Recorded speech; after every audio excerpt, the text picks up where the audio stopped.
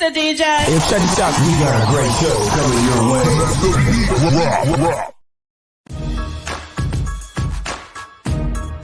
From the ECSI Sports Studios, it's the Midday Market Report with Jeff Dawson.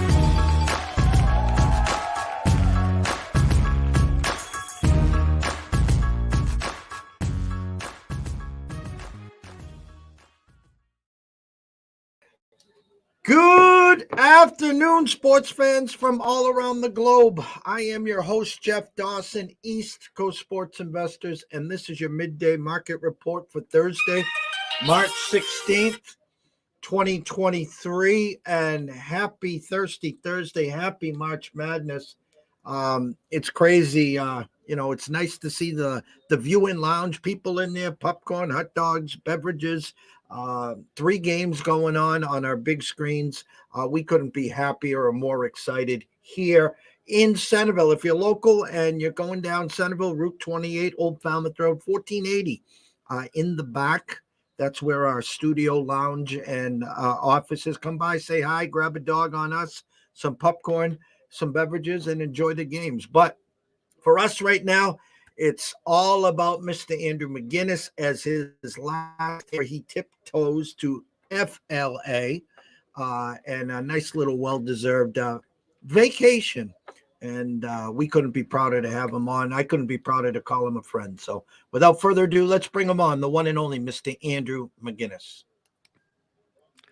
Well, I appreciate that. It's I'm happy to have you as a friend, Jeff, and happy to do these shows because we've been making some money on these shows recently. I feel like whenever I do this show with you, whether it's a team total you're giving out or some NHL stuff I'm giving out, we've had some success. And I think we did our show 2 days ago. Maybe it's a good start to new things here with the 2 shows a week for us. But good to be here and can't wait for today. I mean, March Madness, a jam-packed NHL slate. I'm like that guy in the room right now that has college basketball action, but I'm like, hey guys, don't forget about this other sport that I like. I'm not forgetting about it. NHL should be a great day for it today. It's funny you bring that because I talk about this time of year. I talk about March Madness, and that leads us into MLB and then the Masters, the Kentucky Derby, NHL, NBA playoffs and championships. Then you get, excuse me, to the MLB All-Star break. And we call those the dog days of summer, but we muscle through. We try to grind each and every day. You and I will be talking CFL during that time as well. But once you get to late August and September, it's football time, and everyone forgets for the past 4 or 5 months, you've been winning money in baseball. Yeah.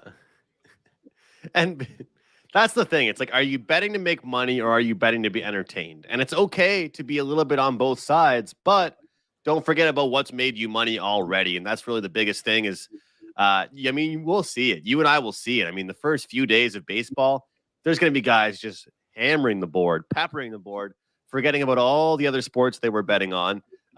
So it's fun to see. It's fun to see. But however, I will say this, Jeff, and I think you'd agree with me because I know that you do sport, lots of different sports. I sometimes actually enjoy when a lot of things are going on at once because I feel like I don't overthink it as much in each particular sport. I go through the board, look at the numbers, look at the matchups, do my research, find the spot I like in this sport, on to the next sport. Sometimes if it's like, nothing else is going on, it's a busy NHL day, I find myself staring at the board, like almost like looking for more, even though I've already found my play. When there's so much going on, I love it because you find your play in one sport and you move on to the next.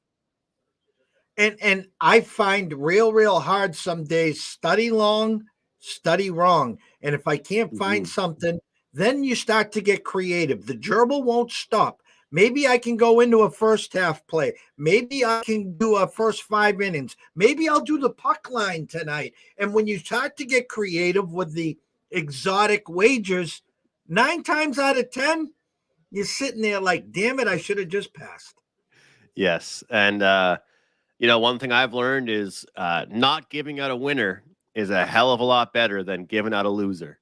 So, if you have a lean and you're like, oh man, I wish I gave that one out. Look, that's where free plays, that's where the video content that you and I do today I'm looking to give out 4 or 5 plays here on the show with the NHL.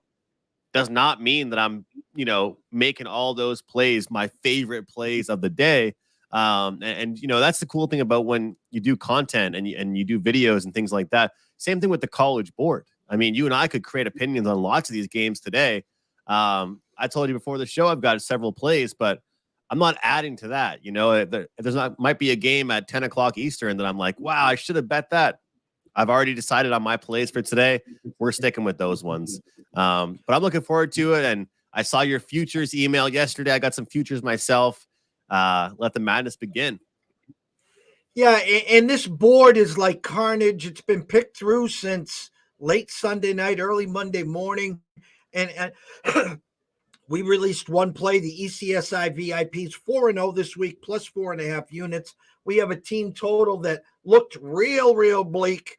The Maryland Terps, or sometimes I call them the Twerps, 4 points in the first 11 minutes, miraculously got to 32, stung you, unfortunately, in the first half. Now, of course, West Virginia comes out guns a-blazing. I'm like, hey, let's get to 50 with the 10-minute mark, and then let's just chase 18 points the last 10 minutes. Well, Maryland comes out guns a-blazing, gets me 6 like this, then doing what they do best, stuck on stupid for 6 minutes, and it's going to be nothing but a sweat. I mean, look, that's the thing about a team total, though, Jeff, and that's why I know you love them, is that right now where you're sitting, you don't really need them to win. You don't need them to cover a point spread. You just need buckets. You need points. I mean, that's the best. I messaged you yesterday. We were talking about the Buffalo Sabres game. Took a note right out of your page here with the Buffalo Sabres team total, getting a plus price. And I hate to be that guy, but I was almost happy to see them lose because it felt good to cash a ticket with them still losing that game. So, hey, I mean, you could literally cash this Maryland ticket. They could lose by 10.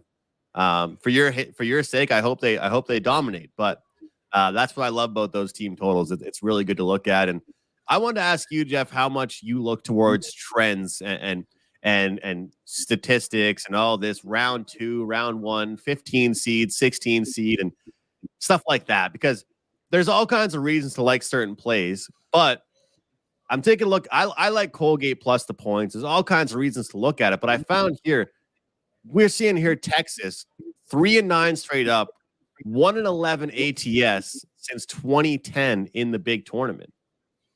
I mean, at some point, I know that, first of all, in college basketball, different rosters, right? It's not like it's the same guys. But I think a lot of that also has to do with the big numbers they're getting, right? The situations. What do we always say? What did I say on the show on Tuesday? It does not always matter how you win. It's just about moving on, and I feel like sometimes looking at these teams like big plus, Oral Roberts. Remember St. Peter's last year? Some of these teams are going to cover, and the favorites, they might have a good game, but it does not mean a coaching staff. Is he going to come tonight and say, yeah, we won by 14, but man, we didn't cover the spread? Like, the coaches don't care about the spread. They want to win. Andrew, I'm so glad you brought that up, and I don't take it away from anyone because there's a million ways to skin the cat, and you and I talk about this a lot. If it's working, stick with it. If it's not working, let's figure out why and maybe adjust and change on the fly. I call it water cooler games, and this is what I'm talking about. The Celtics are 10-0 on Friday nights, coming off a loss on Wednesday when they play a Western Conference team, and the game starts at 7:30 or later. And everyone that gets to the water cooler, everyone at your office is like, oh my God, did you see that? Oh my God. And 9 out of 10 times it loses. And the first thing I say is, where was this the last 10 times? Why didn't you tell me this before? Yes. Well, that's also a big thing too, is like hopping on a streak when it's pretty late. That's how I feel about an NHL prop. This guy has gone over 1.5 points in 7 of his last 9 games. Well, I'm going to hop on it here in the 10th, and he's going to get no points and no shots. That's how it works sometimes. It's almost better to jump on it at the early stages. But I ask you that because, I've been reading all kinds of these newsletters and guides, and there is some useful information. There's no doubt about it, Jeff. There's some useful information. How do the 15 seeds do it to ATS? How does this do ATS? But I find that it's one thing nice about it, and you look at those things is you're kind of taking the teams out of the picture and just focusing on the numbers and the point spread, which is nice because even if you see a certain statistic about how this team has done ATS and the big dance and stuff, you can also look at how have first round teams done in general when they're laying 18 plus points and things. Those are the more so the trends that I like versus the Longhorns are 2-9, yada, yada, yada, because it's a different team every year. But when it comes to the seeding and things like that, I actually do buy into that. I am interested in it. And that's a big reason why I'm on Kansas Jayhawks in the first half compared to the full game. That back door might be wide open. Knock, knock, knock. Someone's at the door. And then here we go. There goes my lead. You know what I mean? So certain times I look at teams that just might completely blow their team out of the water. I don't think Howard can compete with them. I don't think they're going to be able to trade baskets whatsoever. And Kansas, their rim protecting, I think, is top notch. Unless we see Howard shoot the lights out from beyond the arc, it's going to be a blowout in the first half. But like I said, I don't want to deal with the stress of a backdoor cover. I really don't. No, and again, I agree with a lot of that. I really do. And sometimes Vegas is going to give you that carrot. I'm looking at my board right now. I don't have the number in front of me for you, but I'm just trying to look at Kansas, and they just started. So let me just do one thing here. Let me move over to here. Okay, so Kansas was a 22. That was my opening number. That was my true number, okay? And they closed at circa at 22. So you take it by half, so that's 11.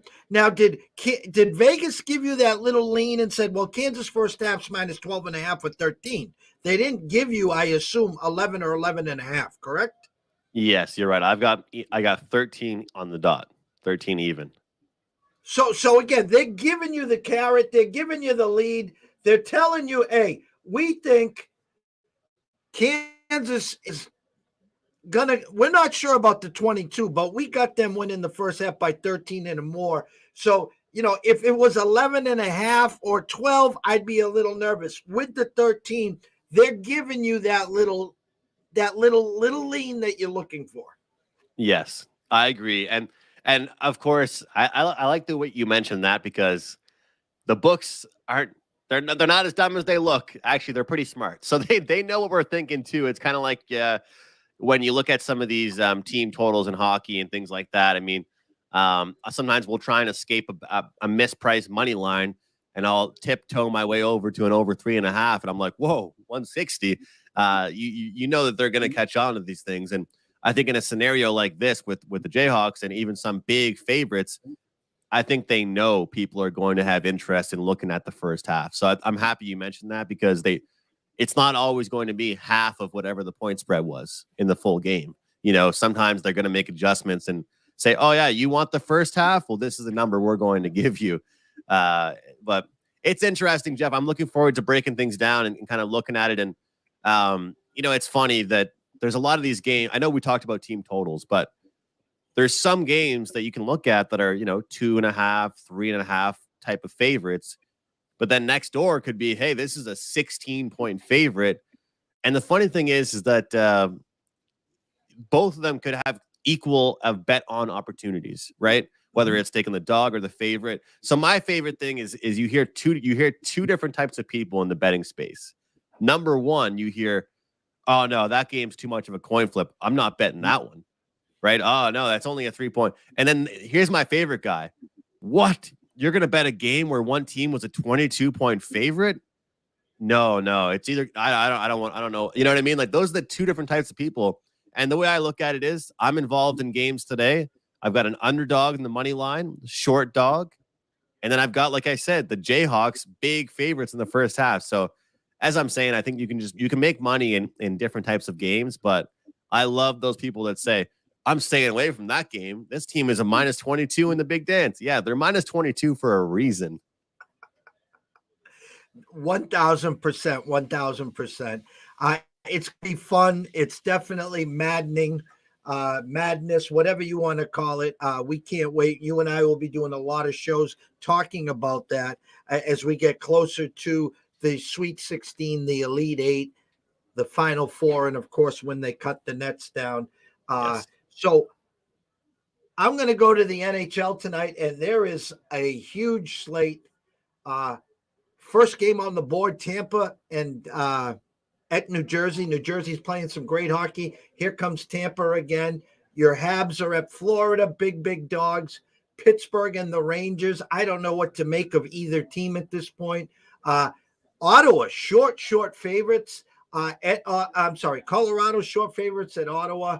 Bruins at Winnipeg. Bruins have now lost back-to-back to the Red Wings and the Blackhawks. I don't think Winnipeg's going to like that couple days off when the Bruins come running in. Dallas, Edmonton. I mean, it's an amazing slate. You're the puck expert. Talk us through this. There's a lot. There's a lot here on this slate. I mean, there's a lot. It's kind of like the NHL said, I don't care about March Madness. We're going to keep doing our thing. And that's what they're doing here. I'll start things off. I got to play for the first game that you just touched on there. And that was, I believe you said Tampa and New Jersey. This time of year, one thing that Gary Bettman, the commissioner for the NHL, has talked about is that he wants to create more rivalries in the East later on in the season. But not just that, he wants to create more divisional ones. Obviously, this isn't the case in this one, but he wants to get away from teams being out west going east and vice versa. He wants teams playing within their own conference more at the end of the season, and I agree with that. I think get those out of conference games out of the way in the middle of the season or in the dog days of the season. But when it comes down to the end, you want to play a team in your conference. I feel like it builds rivalries going into the playoffs.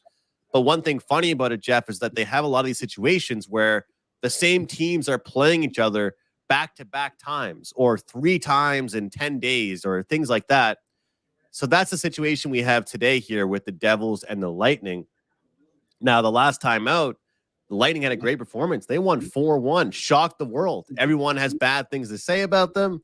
And I'm pretty sure it was on the show with you where I said, I don't know why. I looked at you and said, Jeff, I don't know why, but I like Tampa today. And they were like plus 120. They turned it on, even without a star player. Here's the deal. They are playing better defense. They're not allowing nearly as many shots. I've been playing unders with them. I think today is the day that it switches. A lot of times when I see teams play back-to-back games against each other, I like to look for the opposite total result to what we saw in the first game. We saw the Devils get held to just 1 goal. Taking a look for them, they were 0 for 2 on the power play. Their expected goal numbers were a lot higher than just 1. I think we see penalties. The game was very aggressive, very chippy at the end. If either of these teams get to the power play, I think we can see them execute. So I like over 6.5 here. And what's nice about this one is that we're not seeing a 125, a 130. You're getting a pretty decent price here. So I'll say the first play I like is definitely the over in this one, over 6.5. And then an under I like, another game you mentioned, Canadiens Panthers. Depending on where you shop, there still are some 7s around. And, Jeff, we always talk about, getting the best of the number, worrying about the plus 100 versus the minus 120s. With the 7s, it's a big key to try and get that 7. It's unbelievable, the record that you've had. I believe it's 62% past 2 years, something like that, or even higher. If you've bet all the 7s under the posted total, this is a Canadiens team that's off a big win over the Pittsburgh Penguins.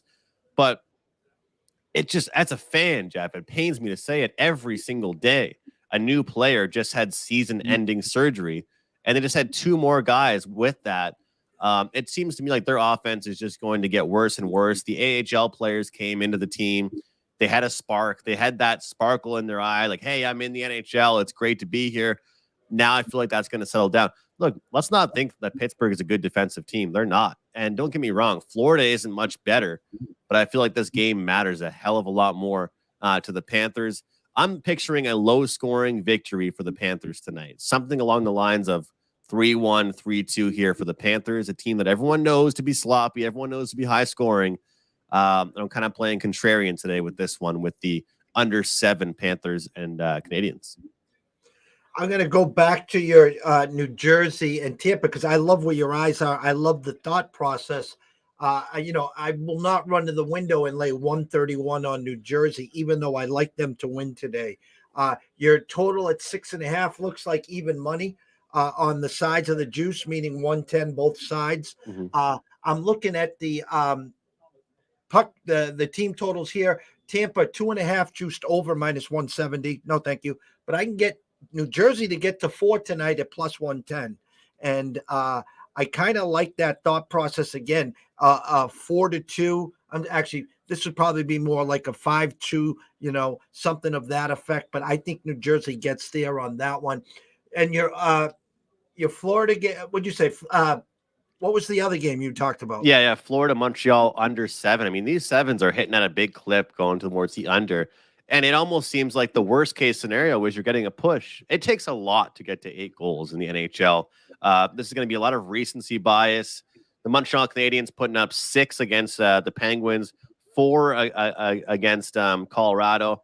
But you look before that, they've kind of been struggling to score a little bit. So it just seems to me like this is one of those games where I've had a pretty good read on these spots for teams where everyone's going to run to the window. The number makes sense, but then we might finally see a defensive effort. A good example of it was after Montreal had a big run. They had 3 games in a row, 4-3, 4-3, 4-3. They went ahead and played New Jersey, and they lost that one 3-1. I'm kind of thinking a very similar style here tonight where for lack of better words, it was a shit show as far as defense. I mean, there was just 0 defense in that game for them against Pittsburgh, a wide open contest. And similar to what we're seeing for Florida, that I'm kind of sensing an adjustment made here by both coaches saying, what the hell are we doing here, guys? What's going on in this locker room? So if there's one thing that I think both teams can improve on right now, it's their defense. It's a real big board right now in the NHL. And you talked about the Boston Bruins coming off that loss. I don't even know what to say.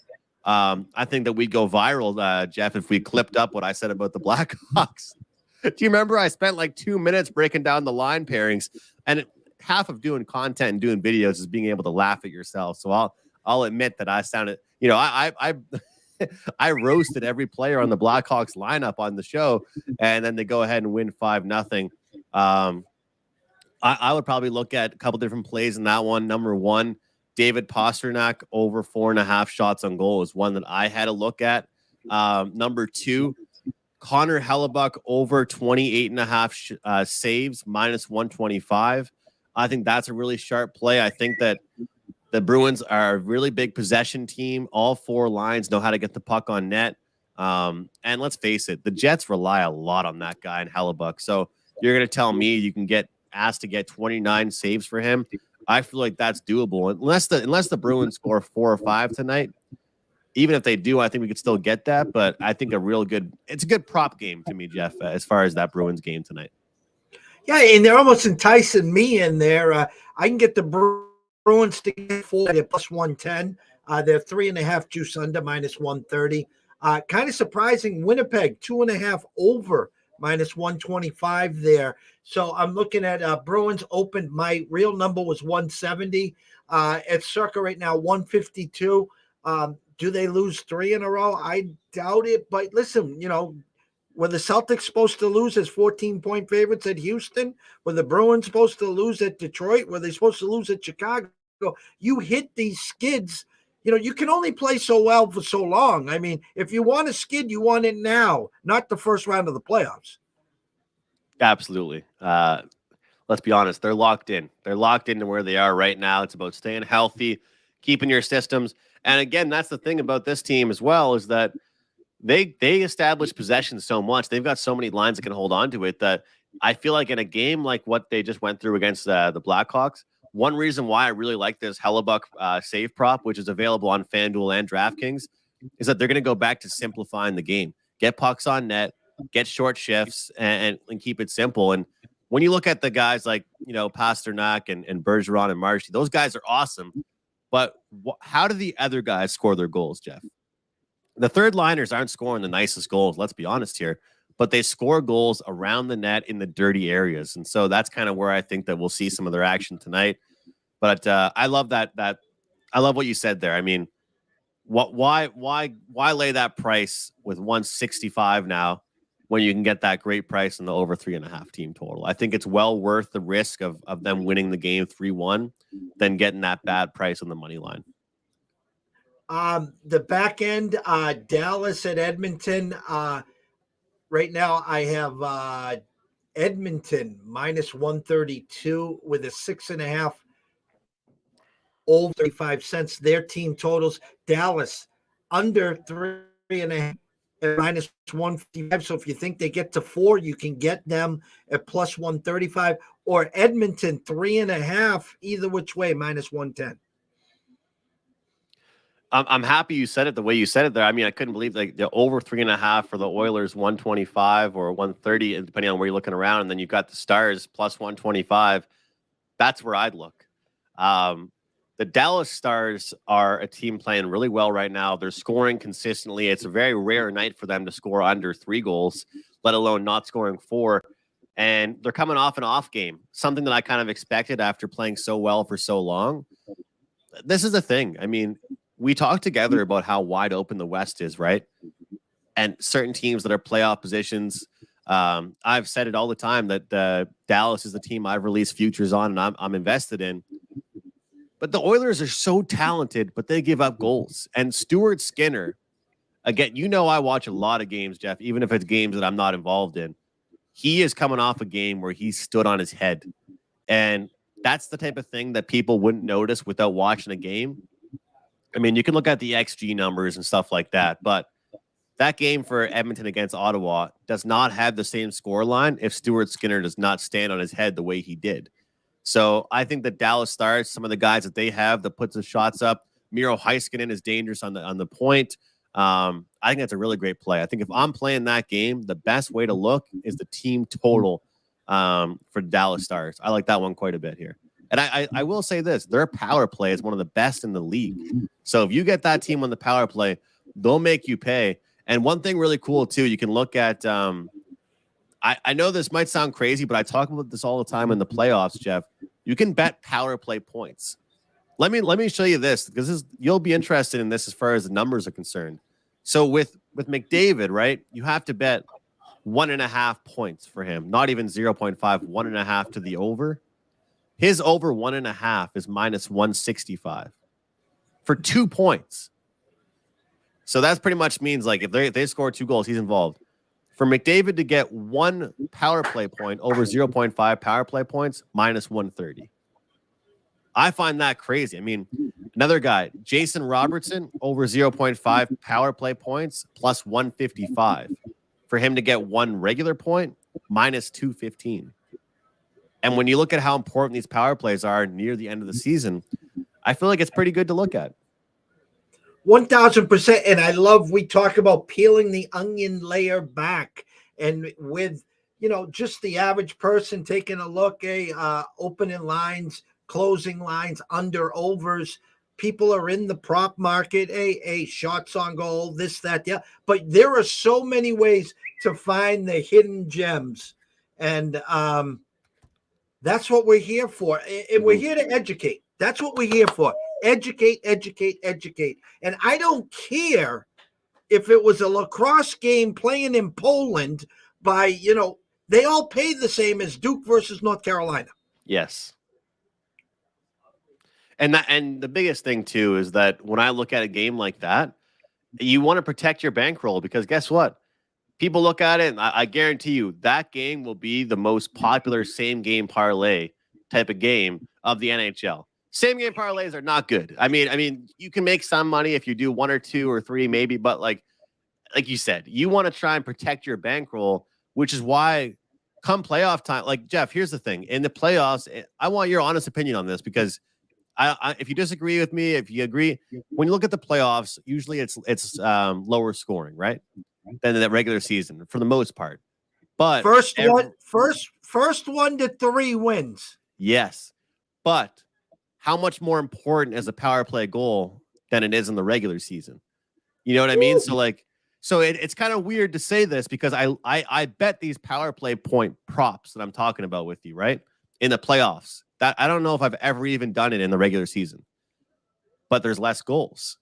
So why do I do that? Because the power plays they produce, I would say, a large percentage of goals are done on the, like, you hear the commentators say it all the time during the playoffs. Do not send this team to the power play.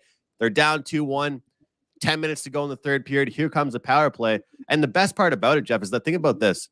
During the regular season, who do we see out there on a power play for the Boston Bruins? Sometimes you see the coaching staff throw out some third line guy. Throw out this guy that might not always be out there.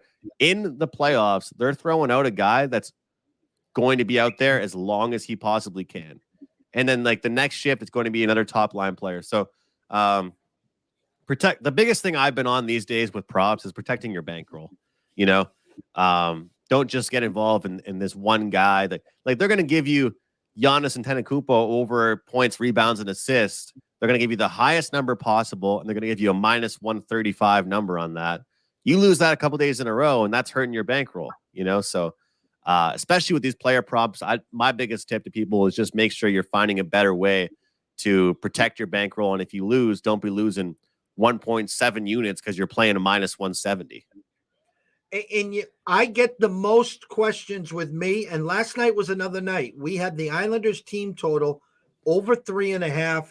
We had them plus 110 in some spots. That under over was around 5.5 in some shops. So the people will ask me, Jeff, why don't you just take the over 5.5? And as you and I have talked about behind the stage, I don't want to have to rely on the other team. Because, Yes. you know, if I win the game 4-1 and the game didn't go over 5.5, I got my 4. I cash. Like last night, give me the 4. All right, I'm done. I don't care. Like you and the Sabres. I don't care anymore. Yes. I love it. Who cares what happens? You know, give me my winner, and that's all that matters to us. And that, I think it's really good. And that's why I do that with the underdogs quite a bit. But same thing with Dallas tonight. Dallas could lose the game 6-4. I couldn't. I won't lose sleep. I'll still cash that ticket. The end of the board, Vancouver, Arizona, Calgary, and the Knights. Again, they're baiting us. It's a Calgary number in my eyes. Vegas playing real well, coming back home to the Fortress. Seattle at San Jose. Seattle a big favorite there. And Columbus and the Kings. I mean, my eyes right now, if I did a quick look there, I might be how stupid I am. Calgary to get the 4 tonight, I can get plus 135 there. And you could really have some Columbus. I think it's the second or third time all year I played them the other day. And thank God that praise to them, praise and more praise. But you can get the Kings tonight to get to 5, which is crazy. Plus 150 tonight, Andrew. Yeah, that's a really good number. Really, really good number. I mean, which team right now in the NHL is trying to tank for Bedard harder? That's really the competition right now. Which team is trying to get Bedard the most? Because the Columbus Blue Jackets seem like they've said, hold my beer, I'm all in on Bedard. Score as many goals on me as you want. I think, Jeff, we could take the team total over on their opponent for the rest of the year and come out on top, making some money. But I'm telling you, watch out for those LA Kings. They're making some moves. I'll say, you know, there's kind of a pick I don't usually give out, a first period total. I haven't really done that in a long time here, but the number has gone up a little bit. We have seen 6.5, gone from 6.5 full game, but the number hasn't moved as far as the first period over 1.5 goals. That's the Flames and Golden Knights. That's at 140 right now. Look, this Flames team has started games really, really well recently. They get worse as the game progresses, but their defense is not the same as it once was. And I know some might say, well, if you expect 2 in the first, then why not play the full game over? Well, first of all, the full game over as of right now, we have seen it flip from 6.5. I would need 7. Either way, I would need 7 for a victory. I think potentially both teams could score in the first here, but the way the Vegas Golden Knights are playing, they're showing me a lot more recently. I like their offense right now.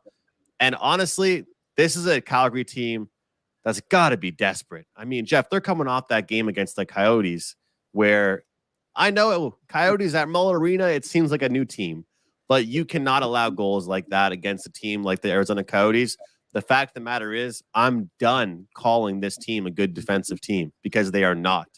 They're a team that has talent, but they give up way too many chances. I wouldn't be surprised to see this one be 2-1 after the first period. So kind of a sneaky play I'm on here tonight, Jeff. Over 1.5 first period, Flames and Knights.